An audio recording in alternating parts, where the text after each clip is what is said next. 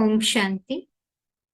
आपको बहुत बहुत बधाई हो कि आपने परम पिता परमात्मा की एक्यूरेट पहचान प्राप्त कर ली है। वो किस मुकर्रर रथ में अभी पधारे हैं, अवतरित हुए हैं, और कैसे वो अभी अपने 3 कर्तव्य निभा रहे हैं, वर्तमान में कर रहे हैं। तो आपको बहुत खुशी हुई होगी ये जानकर कि आपको अपने भक्ति का फल अभी मिल रहा है। तो अभी हमें क्या करना चाहिए? क्या हमें जो हमने सुना है उससे हमें निर्णय ले लेना चाहिए? क्योंकि अभी तक की जानकारी जो आपको मिली है वो आपको बहुत मुश्किल लगी होगी समझने में, और वो लगेगी ही। क्योंकि ये तो सिर्फ आपको एक झलक बताई जा रही है। इसकी गहराई में अगर जाएंगे, हर चीज को भगवान से सुनकर समझेंगे, तभी ये समझ में आने वाला है। ठीक है। तो अभी आपको निर्णय नहीं लेना चाहिए। आप मानते हो कि नहीं? बिकॉज जिस आधार पर आप निर्णय ले रहे हो वो निराधार है एक्चुअली, है ना। जिस जिस लॉजिकल रीजन पर आप निर्णय लोगे वो एक निराधार के समान ही है। क्योंकि हमने जो है अभी पूरी जानकारी नहीं प्राप्त की है ना। जैसे अगर कोई डॉक्टर इंजीनियर की पढ़ाई पढ़ता है ना, अभी एक ही साल पढ़ी है। अभी तो और एक ही साल छोड़ो, अभी तो सिर्फ ओरिएंटेशन किया है, और तभी से ही डॉक्टर के बारे में निर्णय लेना चालू कर दे, तो आप उनको क्या कहोगे? है ना, उनका निर्णय कभी एक्यूरेट नहीं हो सकता है, क्योंकि उसने तो पूरी पढ़ाई ही नहीं पढ़ी। अभी तो सब इंफॉर्मेशन है ही नहीं जिसके आधार पर वो निर्णय ले। ठीक है। तो इसीलिए अब जब तक हम भगवान से पूरी पढ़ाई नहीं पढ़ लेते, है ना, तब तक हमें नहीं कह सकते कि नहीं ये सच है या झूठ है। तो इसलिए अभी आपको जो है सिस्टमैटिकली, अगर आपने व्यक्तिगत रूप में कोर्स नहीं किया है तो बातचीत कर लीजिए, जो भी आपके थॉट्स है उसका समाधान लेकर अभी आप विधि पूर्वक भगवान की वाणी को सुनना चालू कर दीजिए, जिसको हम मुरली कहते हैं। ठीक है। आप अगर दिए गए कॉन्टेक्ट इंफॉर्मेशन पर जो हर एक वीडियो के नीचे दी गई है, वहां आप तो डायल करेंगे या मैसेज करके जो है जानकारी लेंगे, है ना। तो आपको पता चलेगा कि आगे क्या करना है। तो अभी ईश्वरीय पढ़ाई के जो देखो 4 सब्जेक्ट है। एक तो है ज्ञान, है ना, और दूसरा है योग, तीसरा है धारणा, और चौथा है सेवा। ठीक है। तो मुख्य 4 सब्जेक्ट है। भगवान कहते हैं चारों को सामने रखो और हर सब्जेक्ट में कितने प्रतिशत में पास हो उसको देखो। जैसे 4 सब्जेक्ट्स है: ज्ञान, योग, देवी गुणों की धारणा और ईश्वरीय सेवा। ये अव्यक्तवाणी का डेट है 21/7/73। ये ब्रह्म बाबा के द्वारा बोली गई है। ठीक है। और दूसरा भी जो है, यहाँ एक पॉइंट है ना, भगवान ने दी ये मुरली है: अभी तुम बच्चों को ईश्वरीय मत मिल रही है जिसको राम मत कहा जाता है। ठीक है। तो यहाँ जो है ये भगवान की वाणी है। ठीक है। तो अभी भगवान हमें ईश्वरीय मत दे रहे हैं। ठीक है। और हमारे ब्राह्मण जीवन का आधार है, जैसे यहाँ बताया गया है, पढ़ाई के जो मुख्य 4 सब्जेक्ट्स है वही ब्राह्मण जीवन के 4 आधार है। और इसी आधार पर ब्राह्मण स्वरूप की महिमा है, और वह है परमात्मा ज्ञानी, सहज राजयोगी, दिव्य गुणधारी, विश्व सेवाधारी। ठीक है। तो ज्ञान माना जानकारी, है ना। बाप की सही पहचान मिल गई तो अभी हमें और कहीं जाने की तो जरूरत ही नहीं है ना। देवी मत से हम क्या बनेंगे? ईश्वरीय मत से हम क्या बनेंगे? है ना। भगवान कहते ऊंचते ऊंच देवता बनेंगे। तो भगवान कहते हैं श्रीमत पर हम चलते हैं तो हम श्रेष्ठ डिवीजन में आएंगे। श्रीमत का एक्चुअली महत्व है, मुरली ही हमारी श्रीमत है जो भगवान के द्वारा दी जा रही है। ठीक है, भगवान ने कहा मुरली के नोट्स अपने पास रखना अच्छा है, यह बारूद है ना। मुरली तारीख 16/10/1972। और फिर भगवान ने कहा एक मुरली से प्यार, पढ़ाई से प्यार और परिवार का प्यार किला बन जाता है। ठीक है, किले में रहने से जो है भगवान कहते हैं कि हम सेफ रहते हैं। ठीक है, तो भगवान कहते हैं कि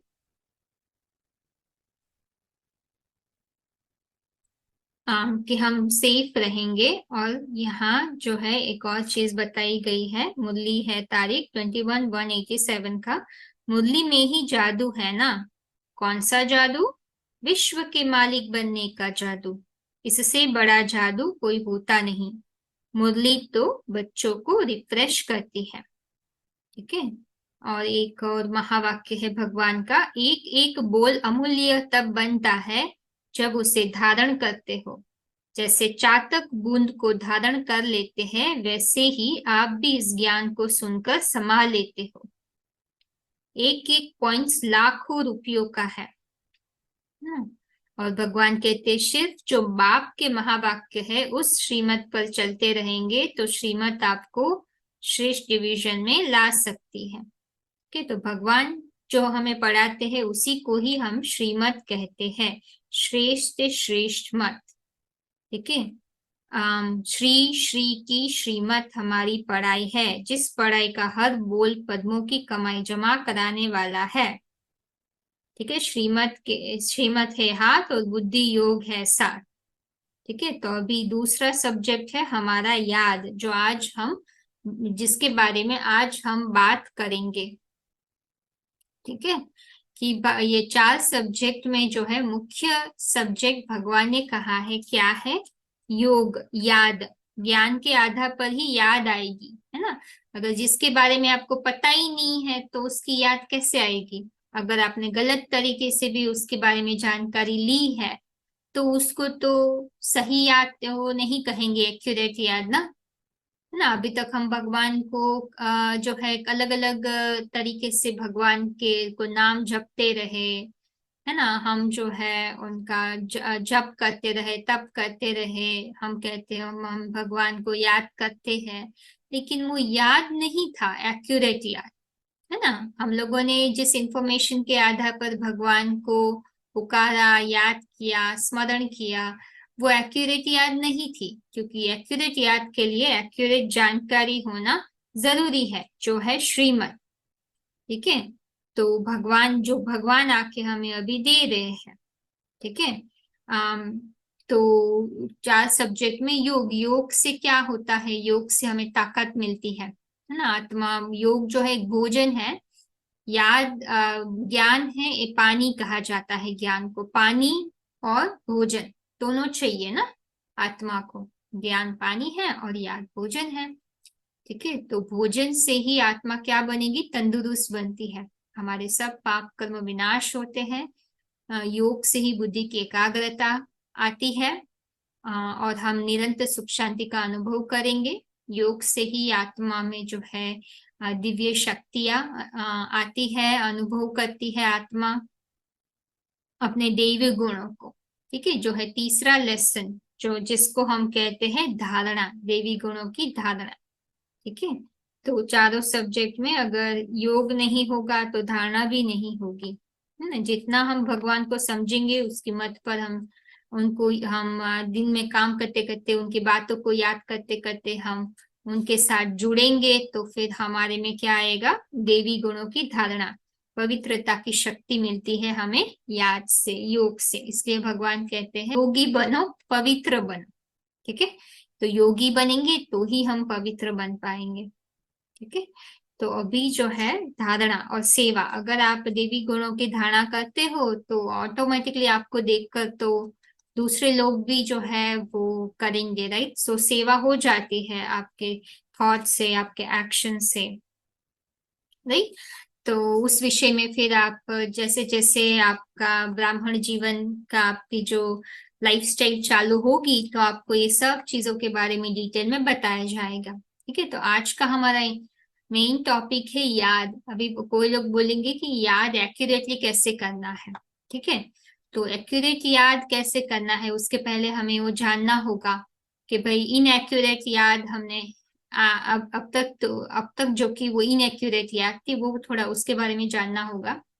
ठीक है, जैसे कहते हैं अम, अभी तक हमने जो है ना, जिसके आधार पर हमने याद किया अभी वो है नाम। ठीक है, भगवान का नाम लेकर माला जप कर, है ना, भजन कीर्तन करके हम लोग जो है उनको उनके याद में जो है गाना गा के वैसे हमने भगवान को याद किया। ठीक है, जिसके ऊपर जो है एक भक्ति मार्ग में जो है गायन है। इसमें लिखा है भाव कुभाव अनख आलसहु याद करत मंगल दिसी दसहु। ठीक है, तो इसमें बेसिकली यही बता रहे हैं कि ये भक्ति मार्ग में नाम लिख दिया है, लेकिन हकीकत में शास्त्रों में आपको पता है कि कैसे अदल बदल कितना कर दिया है। पर भगवान आके करेक्ट कर रहे हैं कि हकीकत में भगवान ने जो इंडिकेट किया था वो था याद, है ना।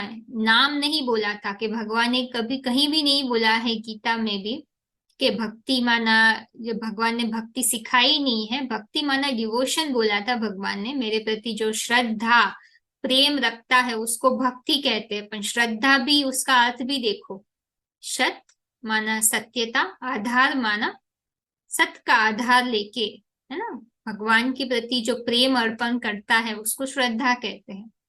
ठीक है, तो अभी हम सच्चाई की जानकारी हमारे पास तो थी नहीं, तो हम श्रद्धा कैसे कह सकते हैं। ठीक है, तो जो भी जिसको जिसके बारे में भी उसके ऑक्यूपेशन के बारे में नहीं जानते हैं, है ना, जिसको हम प्रार्थना कर रहे हैं उसके बारे में सच्चाई पूरी नहीं जानते हैं, है ना, वो कब आया, उन्होंने कैसे कार्य किए, किस आधार पर उनकी महिमा हो रही है। ठीक है, तो अगर वो पूरा हम नहीं जानते हैं उनके ऑक्यूपेशन के बारे में तो ये क्या हम क्या कहेंगे, अंधश्रद्धा ही कहेंगे हम। भगवान कहते हैं सच्चाई के आधार पर जो भी भावना बिठाई जाती है उसको ही श्रद्धा कह सकते हैं, है ना। उनके बारे में जो है लॉजिकली हमने समझ नहीं ली है, एनालाइज नहीं किया है, परखा नहीं है। ठीक है, अब उनके समक्ष जो है उनका प्रैक्टिकल प्रूफ नहीं लिया है उनके प्रेजेंस का, तो किस आधार पर हम कहेंगे कि भगवान से हमारी श्रद्धा है ना। तो वो अंधश्रद्धा में आ जाती है।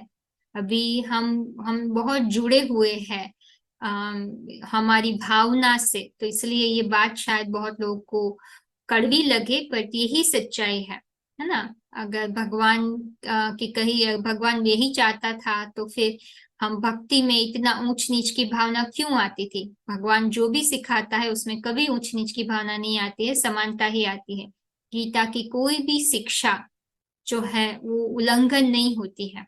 ठीक है, तो आज हम भक्ति में भी देखिए भक्ति कितनी तामसी लेवल पर पहुंच चुकी है। भक्ति भी तीन अवस्था से गुजरती है।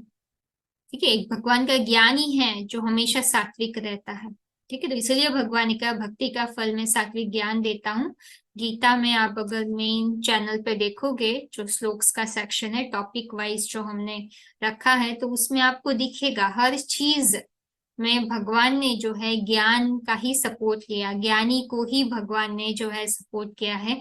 नाम जपने को या फिर भजन कीर्तन करने को, चिल्ला चिल्ला कर भगवान को बुलाने को कहीं भी ऐसा कुछ इंडिकेट नहीं किया है। उसको तो भगवान ने बोला उल्टा कि उससे मैं प्राप्त नहीं होता।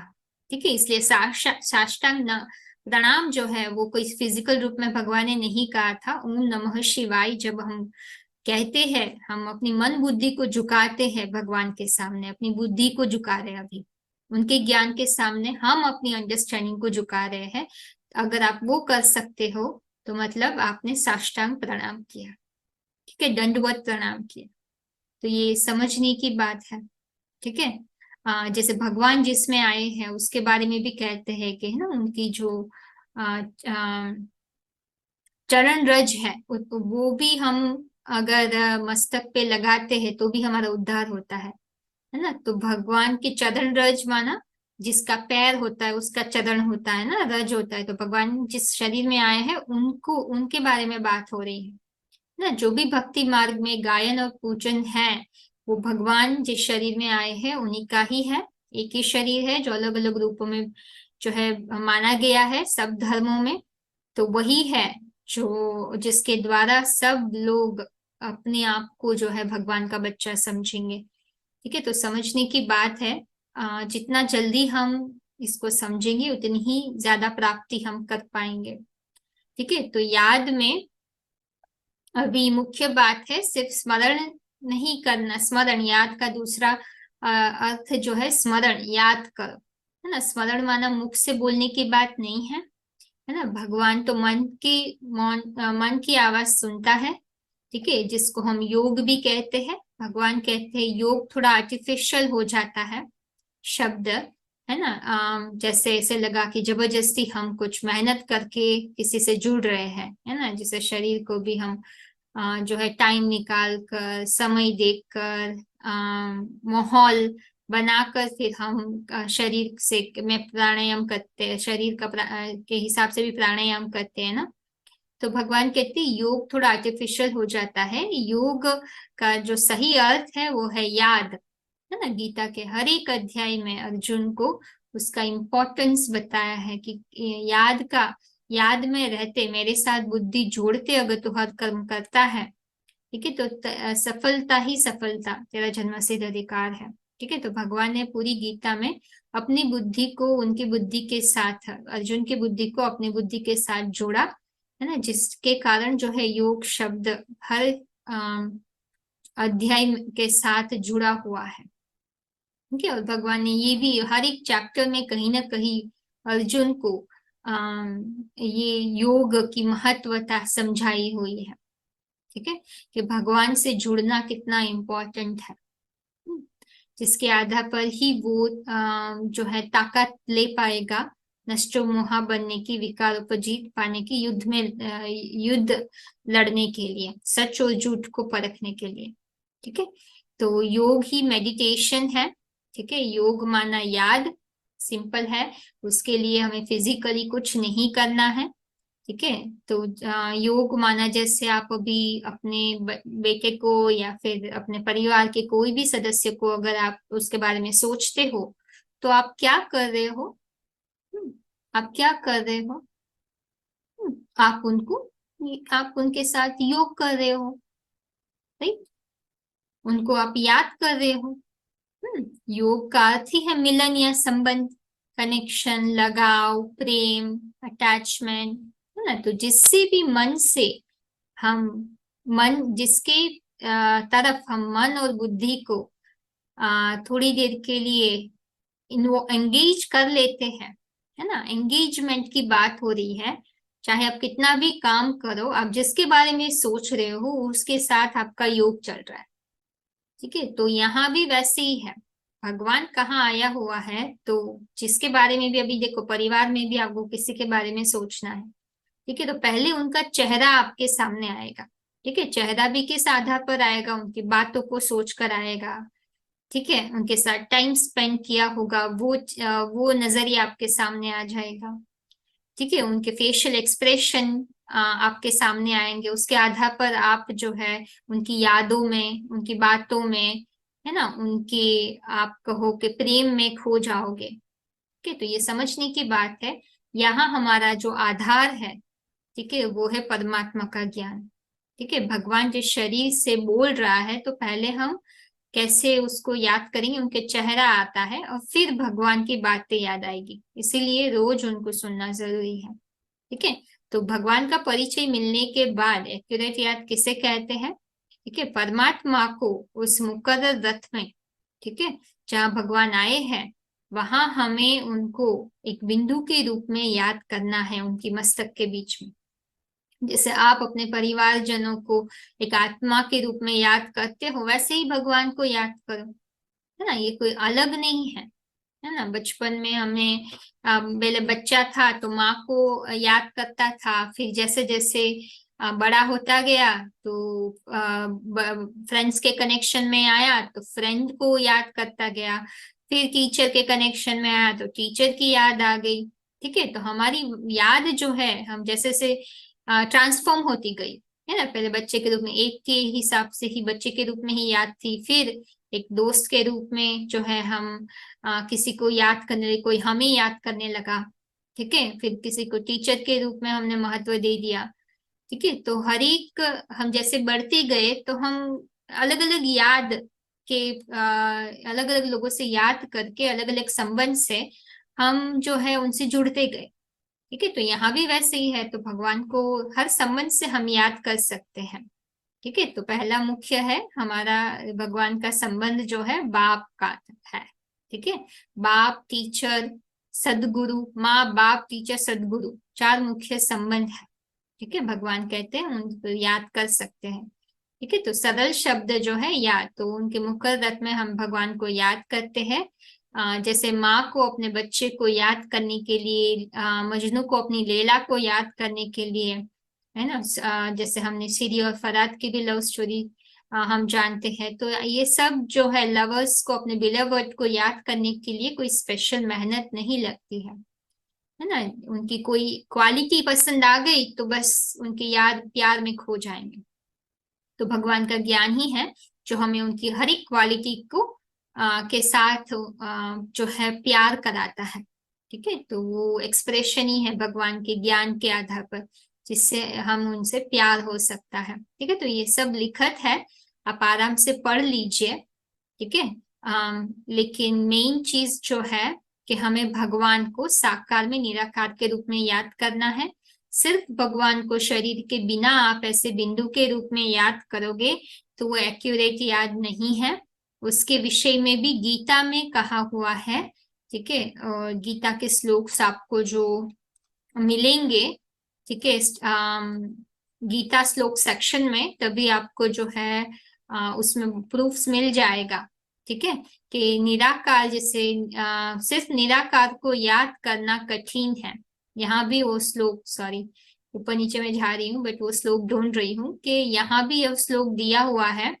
ठीक है, आगे आएगा कि भाई निराकार के रूप में सिर्फ ईश्वर को याद करना कठिन है। भगवान ने जो है साकार में निराकार को याद करने को ही कहा है। ठीक है, remembering God as a supreme energy without a body is not the right way to remember. Point of light करना है, ये ज्ञान का प्रकाश है, हमने जान लिया है ना। हमने वो थोड़ा बाद में री अपलोड किया था, आप एक बार अगर भगवान का फॉर्म का रिकॉर्डिंग थोड़ा सुन लोगे तो उसमें हमने वही बताया है कि वो ज्ञान का प्रकाश है। ठीक है, तो ज्ञान के प्रकाश को तो ज्ञान से ही हमें कनेक्ट होना पड़ेगा ना। जैसे हमारे जीवन में ऐसे बहुत हुआ है, हम किसी से मिले नहीं है। ठीक है, हमने किसी का बस चेहरा देखा है लेकिन उनकी बातों को सुनते सुनते हम उस व्यक्ति को हमेशा याद करते हैं। ठीक है, तो यहाँ भी हमें समझना है। ठीक है, कि भगवान को हम शरीर को पहले याद करके उसके अंदर जो बोलने वाला है ना, उसको उसके ऊपर हमारा अटेंशन जाना चाहिए। ठीक है, जो अंदर बोलने वाला है। ठीक है, तो ये समझने की बात है। जैसे मैं एक आपको एक उदाहरण देती हूँ, हम आपने टीवी सीरियल्स में बहुत देखा है। ठीक है, जैसे अगर दो भाई है, ठीक है, एक भाई जो है एक दोनों कजिन भाई है। ठीक है, तो कजिन भाई की आवाज बहुत अच्छी है। ठीक है, लेकिन उसको चांस नहीं मिल रहा है ना, उसकी आवाज के आधार पर उसकी पहचान दुनिया के सामने लाने का। तो उसका जो दूसरा भाई है ना, वो डोमिनेट कर लेता है, वो उसकी आवाज को यूज करके बहुत नाम मान शान कमा लेता है। तो हर एक टाइम जब भी कोई शो होता है तो वो ऐसे ही माइक में बोलने का दिखावा करता है, लेकिन पीछे रियल में जो गाना गाने वाला होता है वो उसका कजिन भाई होता है। तो यहाँ भी वैसे ही आप सनेरियो समझ लो शरीर में। ठीक है, भगवान जिस शरीर में आए हैं, ठीक है, उस शरीर में भगवान को जो है आगे एक्चुअली देखो ये मैं आगे उसके ऊपर आपको फोटो दिखा के समझाना चाहती हूँ। ठीक है, इसलिए स्लाइड थोड़ा नीचे करी हूँ। ये 12वें अध्याय का 5वां श्लोक है। ठीक है, इसका प्रूफ आपको मिल जाएगा। ठीक है, तो यहाँ जैसे कहा है, ठीक है, because the body conscious attain the incorporeal fate sorrowfully after great hard work. Okay, the incorporeal one himself says, I have come in the corporeal one. ठीक है, बट मैं आपको जो है एक इमेज देखो, ये इमेज ले लेते हैं हम। ठीक है, तो देखो जैसे मैंने कहा ना, ये वाला जो था, ठीक है, वो सामने है बॉडी, जिसका है बॉडी, ठीक है, तो वो वर्ल्ड में फ्रंट स्टेज पे है, ठीक है, जिसके मुख से आवाज निकल रही है, ज्ञान निकल रहा है, ठीक है, जिसका शरीर है, ठीक है, हम शरीर की बात कर रहे हैं, ठीक है, बट ये वो गाना गाने वाला, वो निकालने वाला कौन है? भगवान है, ठीक है, लेकिन लोग सब इनको ही देखते हैं, है ना। हमारी अभी तक जो भक्ति मार्ग की मान्यता है, हम इसी को ही भगवान, कोई बोलेगे गुरु यही है, भगवान का रूप यही है, नहीं, भगवान इनमें समाये हैं, वो गलत हो जाता है। ठीक है, तो भगवान हमेशा अलग है, ठीक है, जैसे वो व्यक्ति गाने वाला अलग था, है ना, जो मिमिक करने वाला था वो अलग था, ऐसे ही तो ये समझने की बात है, ठीक है, कि भाई भगवान को हमें याद करना मुश्किल नहीं है ना। जैसे आप भी स्टेज में हो, आपको पता होगा कि वो कजिन भाई एक्चुअल गाना गाने वाला है, तो आप इस व्यक्ति जो स्टेज पे है ना, जिसके मुंह को, वो तो मुख से सिर्फ ऐसे ऐसे लिप्स हिला रहा है, आपको पता है, आपके मन में जब वो गाना सुनोगे तो आपको वही व्यक्ति की याद आएगी जो गाना गा रहा है, अगर आपको पता है तो। ठीक है, तो यहाँ भी इसलिए आपको पहचान दी गई है कि भगवान आया हुआ है, तो हमें भी उनको, उनकी ये जो मुरली एक वाणी है, एक गीत है जो निकल रहा है इनके मुख में से, लेकिन गाने वाला कौन है उसको ध्यान में रख के हमें जो है अपने मन बुद्धि को उसके ऊपर कंसंट्रेट करना है, ठीक है, जिससे हमें जो है पावर मिल सके। ठीक है, जैसे यहाँ कहा, he is the combination of the bodiless one and the bodily being, you call him Baba, है ना, इसलिए हम क्या कहते हैं? शिव बाबा कहते हैं। ठीक है, तो बाबा माना शरीर, है ना, जिसका आधार शिव ले रहा है, बाबा माना बुजुर्ग, एक्सपीरियंस्ड, अनुभवी, है ना, बूढ़ा तन है ना, तो उसी को बाबा कहते हैं। दुनिया में जो बाबा हम समझते वैसे बाबा नहीं है, इसकी कोई बड़ी दाढ़ी नहीं है, कुछ जिसमें भगवान आते हैं वो उनके कई बाल नहीं है बड़े बड़े, या फिर वो ऐसे कोई कपड़े पहनते हैं, है ना, साधारण मनुष्य तन है। ठीक है, भगवान कहते ऑर्डिनरी मैन ही है, कोई स्पेशल गुरु, अभी के गुरु जितना कोई आउटलुक नहीं है, लेकिन यहाँ हम बाबा जो है उसके अर्थ के आधार पर हम बाबा कहते हैं, शिव बाबा, है ना, तो प्यार से वहां पिता की फीलिंग आती है जब शिव बाबा कहते हैं। शिव तो होना ही चाहिए, और शरीर भी, हमें शिव तो बोलेगा ना कि शरीर के साथ मुझे याद करो, इसलिए शरीर को हम रिगार्ड करते हैं। ठीक है, वो हमारे पिता है, बेहद के पिता है। ठीक है, तो ये समझने की बात है। तो भगवान को हमें याद करना है, वो तभी नेचुरल आएगा जब भी आप इनिशिएटिव लोगे, हिम्मत का कदम लोगे भगवान से जुड़ने का और उनको समझने का। वो तब तक नहीं हो सकता जब तक आप उनकी मुरली से प्रेम ना करो, है ना। मुरली समझने में शायद कठिनाई होगी, बट आप जैसे ब्राह्मण परिवार से जुड़ोगे, सत्संग करने जाओगे, तो आपको जो फीलिंग आएगी उसके आधार पर सब समझना आसान हो जाएगा। ठीक है, तो ईश्वरीय परिवार हमें मदद करता है सब समझने में ना। तो भगवान से हम संबंध जोड़ने के लिए आए हैं, तो भगवान को सिर्फ निराकार में याद नहीं कर सकते हैं। संबंध माना समान बंधन। ठीक है, तो समान बंधन, तो हम अगर शरीर के साथ है तो वो भी शरीर के साथ ही है। ठीक है, तो उसको समान बंधन कहेंगे। हम शरीर के साथ है और हम उसको निराकार के रूप में याद करें, वो तो संभव नहीं है ना। अगर आप सोचिए, निराकार के रूप में आपने किसी के साथ भी कोई संबंध नहीं बनाया है, हमारे अंदर वो फॉर्मूला ही नहीं है, फॉर्मेट ही नहीं है ना, हम लोगों का ऐसा कोई इंप्रेशन ही नहीं है, कुछ कोडिंग ही नहीं है जिसके आधार पर हम ऐसा कर सके। किसी के कहने से, करने से, थोड़ा फीलिंग कुछ आ गया हमें, वो ऐसे ऐसा कुछ समझने से उसके आधार पर नहीं कह सकते हम। ठीक है, तो समझने की लॉजिकली सोचिए जरा, है ना। तो फिर हम लोग रिश्ते ही क्यों बनाते थे? अगर हम निराकार के रूप में हर एक के साथ कोई ना कोई संबंध बना लेते थे तो माँ इतना दुख देकर भी बच्चे को पैदा नहीं करती थी, है ना। जो परिवार में जिसको शादी से कितना दुख होता है, तो कोई ऐसे बिना शादी के ही ऐसे अच्छे संबंध हस्बैंड वाइफ का फील कर सकते थे, तो क्यों शादी करें हम, है ना। तो बिना प्रैक्टिकल में आए कोई संबंध का अनुभव नहीं हो सकता है ना। किसी को याद करना है तो शरीर के आधार पर ही हम याद कर सकते हैं, प्रूफ और प्रमाण के साथ। तो ये समझना बहुत आवश्यक है, ठीक है। तो संबंध जो है उसका आधार, याद का आधार है प्यार, प्राप्ति, संबंध। और उन तीनों का कैसे आप प्यार भी किसी से कैसे होगा, जब उनकी पहचान होगी। बच्चे को माँ से तब प्यार होता है जब उनको पता होता है ये मेरी माँ है। जब माँ स्वीकार करता है तभी प्यार आता है, ठीक है। जब किसी से प्राप्ति होने वाली होती है, ठीक है, तो उसके आधार पर जो है हम उसको याद करते हैं।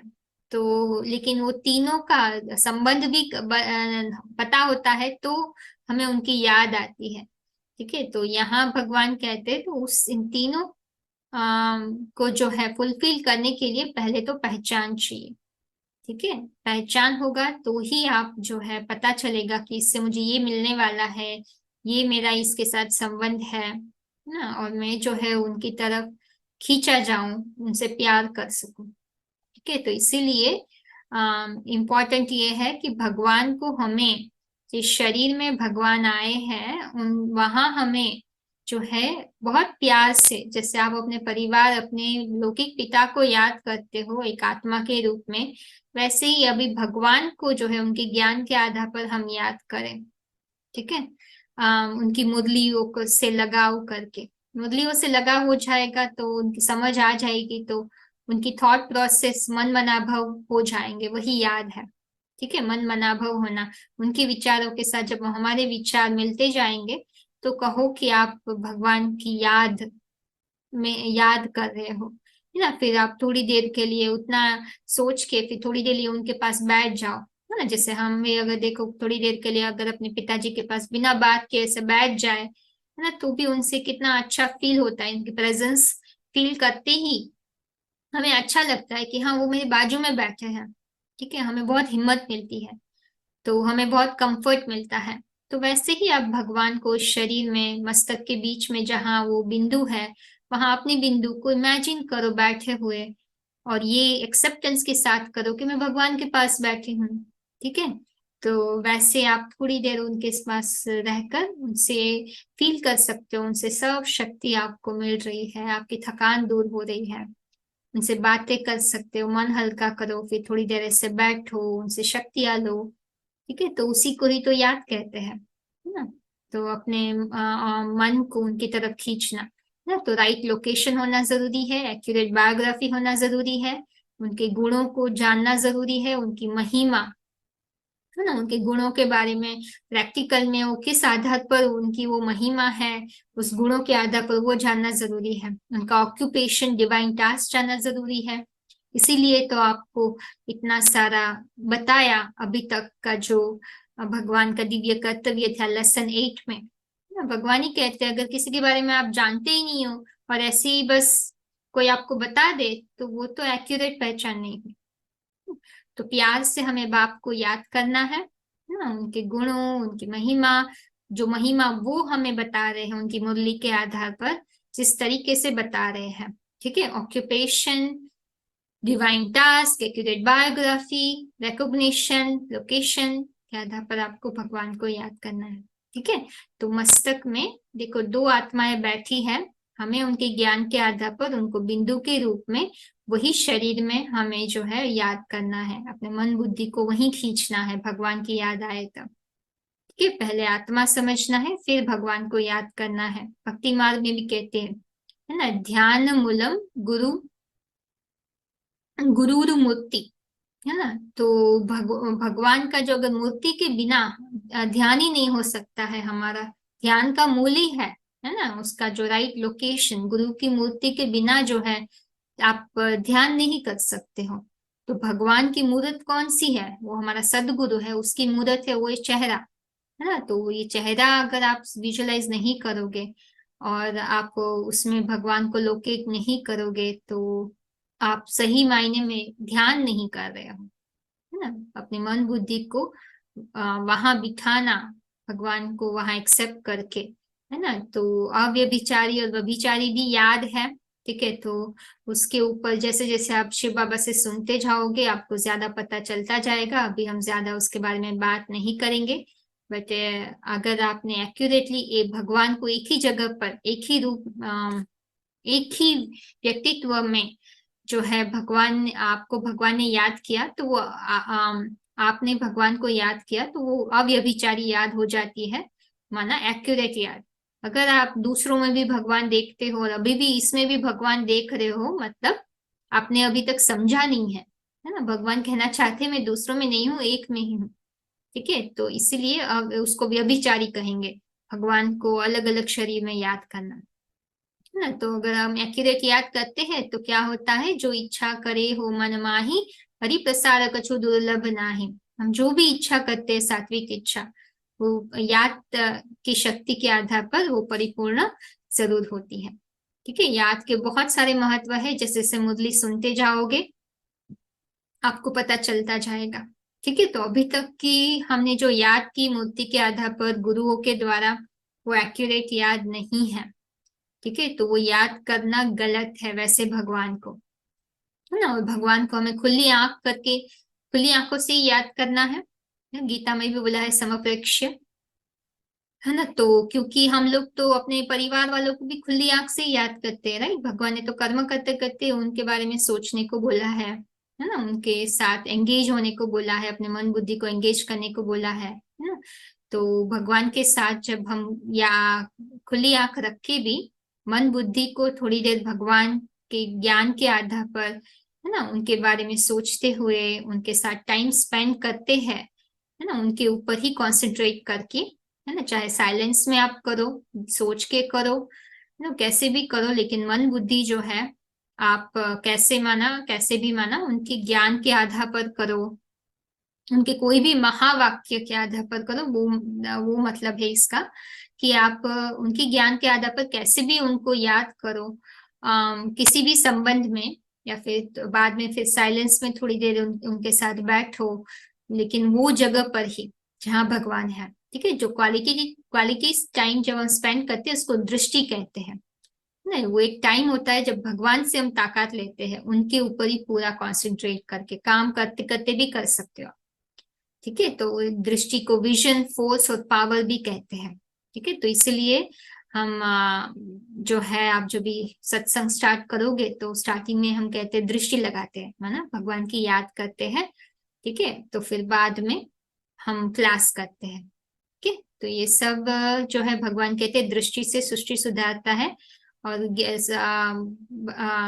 भक्ति माँ के शास्त्रों में आया है, सम्मुख होय जीव मोही, जब ही जन्म कोटि अघनाशी तभी, है ना। जब तक भगवान सम्मुख में नहीं आता है ना, ये दृष्टि, भगवान की दृष्टि हम नहीं लेते हैं, है ना। जैसे मैंने साकार में निराकार को याद करके, सम्मुख जब तक हम भगवान से नहीं पढ़ते हैं, याद करते हैं, या तब तक जो है हमारे पाप नाश नहीं होते हैं। तो इसलिए खुली आंख रख के ही हमें भगवान से जब भी स्पेंड करते हैं तो हमारी आंखों में भी रोशनी जाती है, भगवान को याद करते हैं तो वहां से हमें शक्ति मिलती है, आंखों में भी जाती है, भगवान कहते हैं, ठीक है। और भगवान को कोई म्यूजिक या आवाज से याद नहीं करते हैं, नेचुरल याद होनी चाहिए, ये सब आर्टिफिशियल याद है, ठीक है। जो भक्ति मार्ग के हिसाब से कहा जाता है। तो देखो भक्ति मार्ग में कहते भी है सत्संग तारे कुसंग बोरे। अभी ये जो है सत्संग शब्द, अभी कोई भी भक्ति मार्ग में हम जो रविवार को या गुरुवार को कहीं भी मंदिर में जाते हैं, ठीक है। तो धर्म गुरुओं की जो वाणी होती है, उन्होंने बोली होती है, तो उनकी वाणी सुनाते, या फिर कोई भी गुरु होता है तो उन्होंने जो प्रवचन किया होता है वही वो सुनाते हैं, या फिर ऐसे ही भजन कीर्तन करते हैं, वो सत्संग नहीं है। जहाँ सच बाप नहीं है तो सत्संग कैसे होगा। भगवान का घर एक ही है, जहाँ भगवान स्वयं पढ़ाते हैं और भगवान की एडमिनिस्ट्रेशन से कार्यभार चलता है, तो वहां हम कहें जाए जाए वो जगह पर तो कहेंगे कि सत्संग है। ठीक है, और सत्संग में भगवान ढोल मंजीरा भक्ति मार्ग की तरह कुछ आवाज से नहीं याद करने को बोलता है। ठीक है, साइलेंस होता है पूरा। और भगवान से ही ज्ञान और योग हमारे दो मुख्य सब्जेक्ट है। ठीक है, तो उसी के आधार पर ही फोकस किया जाता है ना। तो एक बार जब भी आप कोर्स करने के बाद आप जो है ऑनलाइन के हिसाब से फिर व्यक्तिगत रूप में सत्संग करेंगे, भगवान के घर जाएंगे तो पता चलेगा। फिर उससे पहले आपको व्यक्तिगत रूप में ब्रीफली एक कोर्स करना पड़ेगा। ठीक है, अब आपके ऊपर है आप कितना क्या चाहते हो। ठीक है, तो भगवान ये भी कहते हैं सच तो मीठो नच। आज के जो भी गैदरिंग है उसको लत्संग कहते हैं भगवान। पर भगवान का जो हकीकत में हम सच्चाई की रीति से भगवान को कैसे संग करना है, वो अगर हम जो जगह है भगवान की जहां हम जाके जो है भगवान की कंपनी का अनुभव करते हैं, उसी को ही सत्संग कह सकते हैं। ठीक है, तो अभी आप देख सकते हो कि काल चक्र में, ठीक है, भगवान कहते हैं कि आपके नीचे गिरने का कारण क्या है। द्वापर युग से आप अनेकों अनेकों के संग के रंग में आ गए, है ना, कुसंग में आ गए। मनुष्य को याद करते करते आप तो है नीचे गिरते गए, है ना। भगवान के नाम पे भी आपने मनुष्य को ही याद किया या मूर्तियों को याद किया। तो भगवान कहते हैं अभी हम नीचे गिर चुके हैं। ठीक है, अभी भगवान को सच्ची रीति से याद करना। अभी भगवान जिस शरीर में आए हैं, ठीक है, भगवान को हमें उनमें याद करना है। उसका मतलब ये नहीं कि आप शरीर को याद कर रहे हो, तो वो समझना जरूरी है। मुरली के साथ जब भी आपका कनेक्शन हो जाएगा, तो जिसकी जो अथॉरिटी होती है ना, जिसका वो बिलोंगिंग करता है, तो उसी को ही आप अपना प्यार भेज रहे हो ना।